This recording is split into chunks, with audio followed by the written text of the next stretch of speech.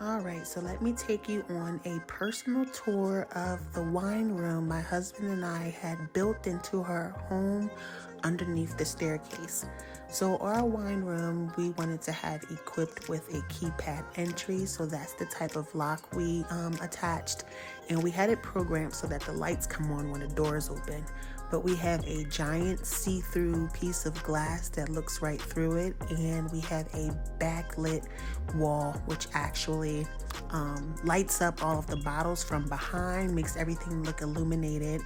And we have a wine cooler that holds more than just wine. It holds beer and everything as well. We have wine storage and we have a cigar humidor.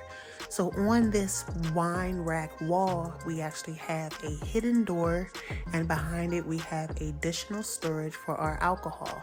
So we wanted this backlit as well to match the backlit wall right there, and we just love it. So you can see through it from two sides and everything's lit. It looks even better at night, but I love this idea. Let me know what you think and how you got inspired by our creation.